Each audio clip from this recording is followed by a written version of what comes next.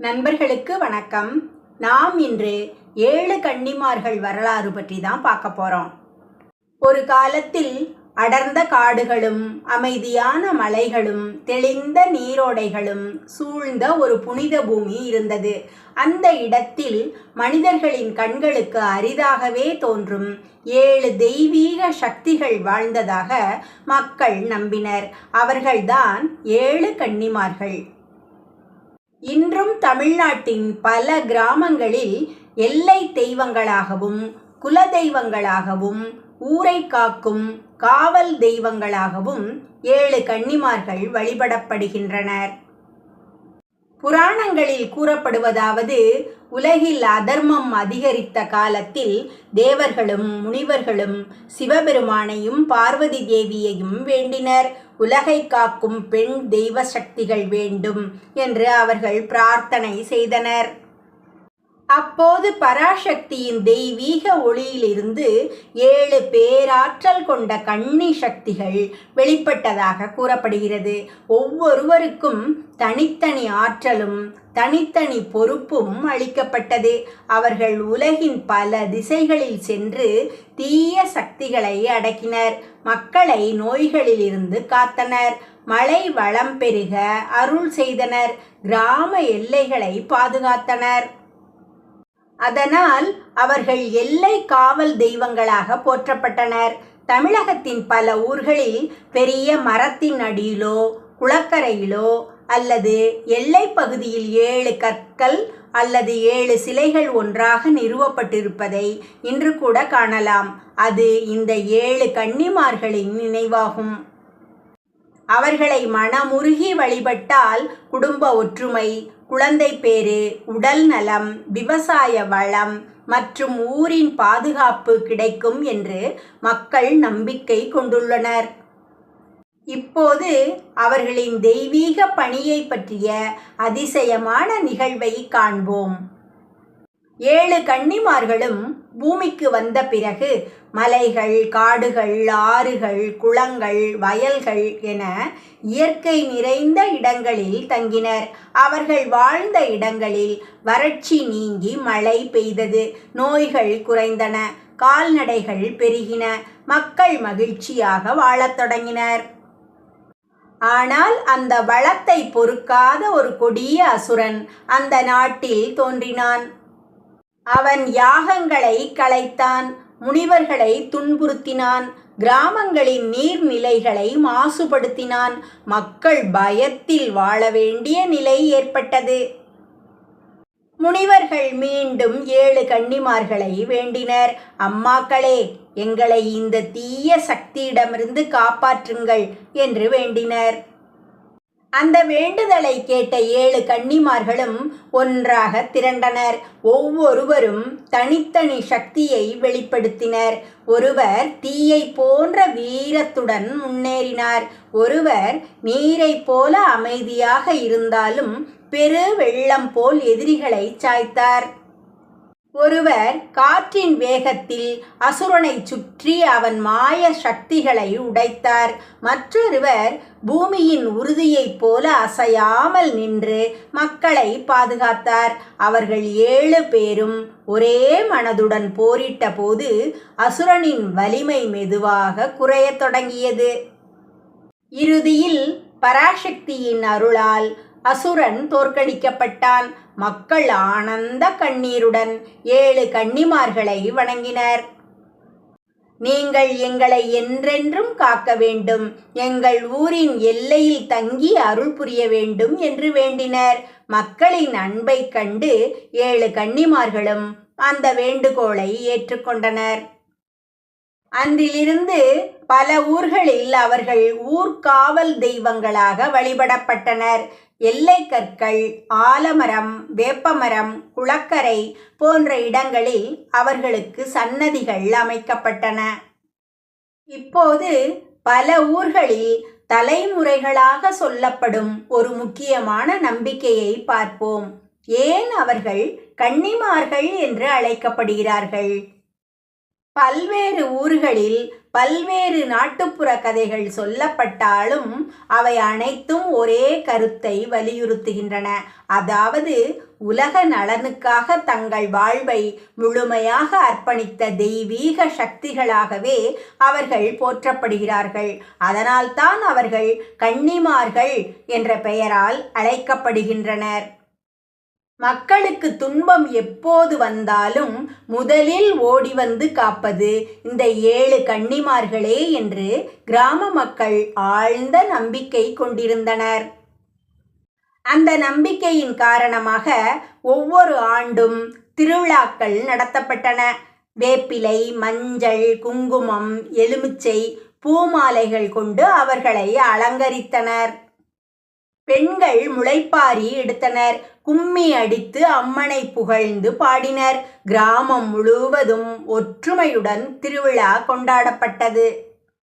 மழை வேண்டிய போது 7 கன்னிமார்களை வேண்டினால் மழை பெய்யும் என்றும், தொற்று நோய்கள் பரவாமல் கிராமத்தை அவர்கள் காப்பார்கள் என்றும் பல தலைமுறைகளாக மக்கள் நம்பி வழிபட்டு வருகின்றனர்.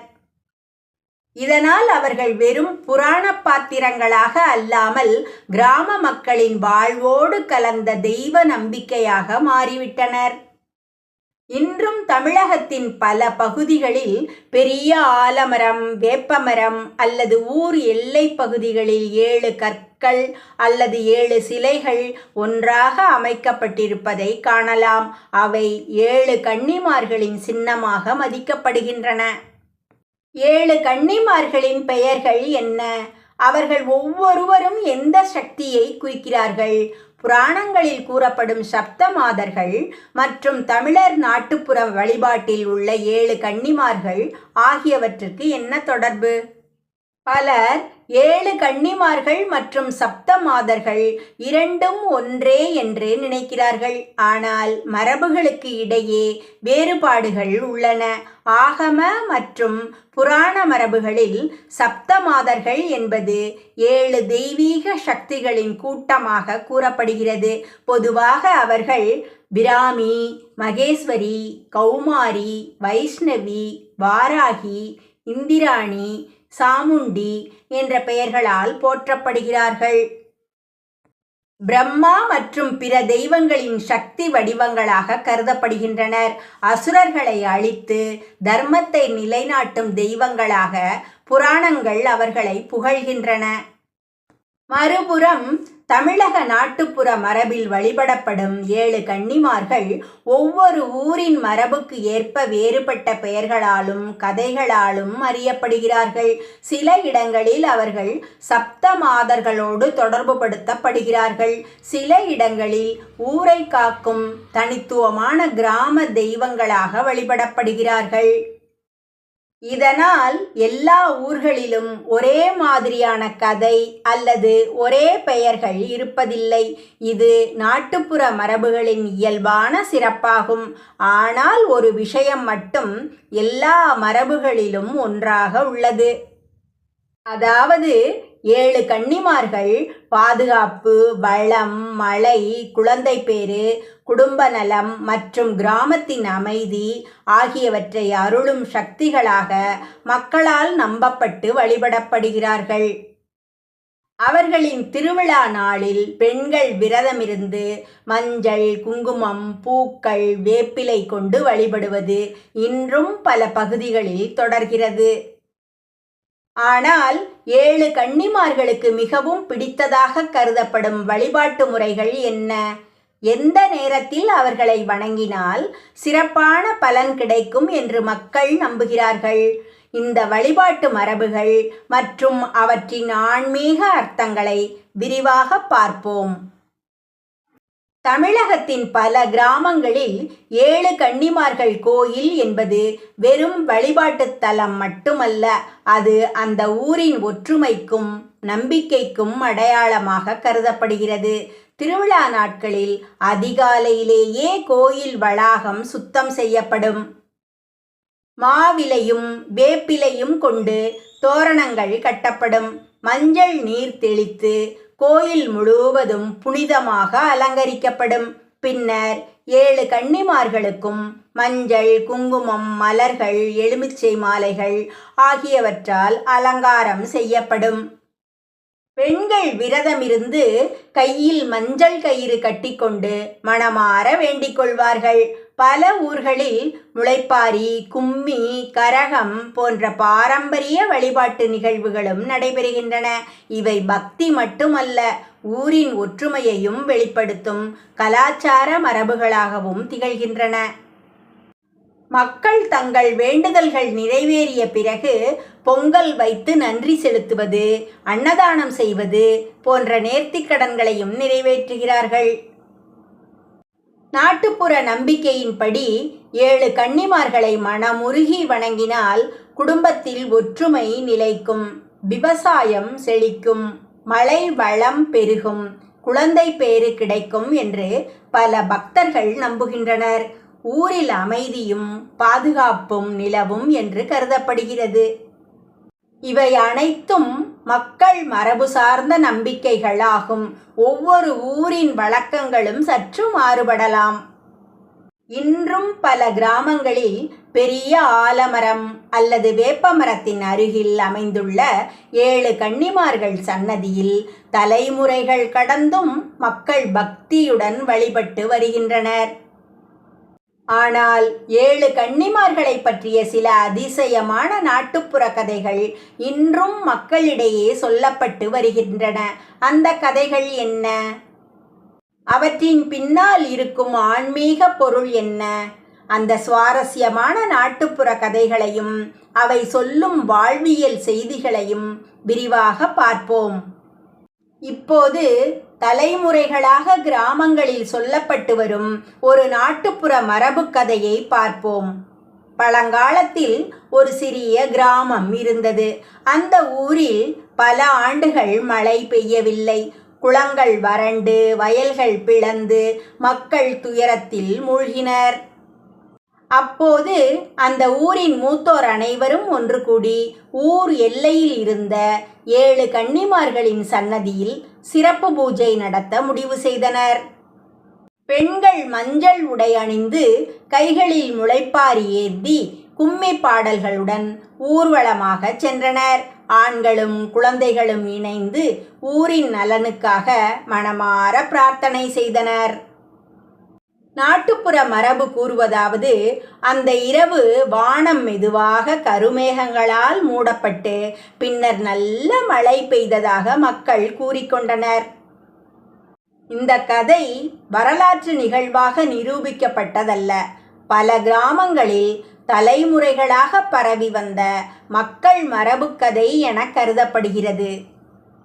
இந்த கதையின் மையச் செய்தி என்னவென்றால், மக்கள் அனைவரும் ஒற்றுமையாக இணைந்து நம்பிக்கையுடனும் நல்ல எண்ணத்துடனும் செயல்பட்டால் துன்பங்களை கடக்க முடியும் என்பதே. அதனால்தான் 7 கன்னிமார்கள் வெறும் காவல் தெய்வங்களாக மட்டுமல்லாமல் ஒற்றுமை, தைரியம், கருணை, பாதுகாப்பு ஆகியவற்றின் அடையாளமாகவும் போற்றப்படுகிறார்கள். இன்றும் பல கிராமங்களில் ஆண்டுதோறும் நடைபெறும் திருவிழாவில் எங்கள் ஊரை என்றும் காப்பாற்ற வேண்டும் என்று மக்கள் 7 கன்னிமார்களை மனமுருகி வேண்டுகிறார்கள். ஆனால் இந்த 7 கன்னிமார்களை வணங்கும் போது கடைபிடிக்கப்படும் சில பழமையான மரபுகளும் அவற்றின் ஆழமான ஆன்மீக அர்த்தங்களும் மிகவும் சுவாரஸ்யமானவை. 7 கன்னிமார்களை பற்றிய மரபுகள் ஒவ்வொரு ஊரிலும் சிறிய வேறுபாடுகளுடன் சொல்லப்பட்டாலும் அவை அனைத்தும் ஒரே உண்மையை உணர்த்துகின்றன. தெய்வத்தை விட உயர்ந்தது தர்மம், பக்தியை விட உயர்ந்தது நல்ல மனம், வழிபாட்டை விட உயர்ந்தது பிறருக்கு செய்யும் உதவி. 7 கன்னிமார்கள் மக்களுக்கு கற்றுக் கொடுக்கும் மிகப்பெரிய பாடம் இதுவே. அவர்கள் கோயிலில் மட்டும் இருப்பவர்கள் அல்ல, நல்ல எண்ணம் இருக்கும் இடமெல்லாம் அவர்கள் அருள் இருப்பதாக பக்தர்கள் நம்புகிறார்கள்.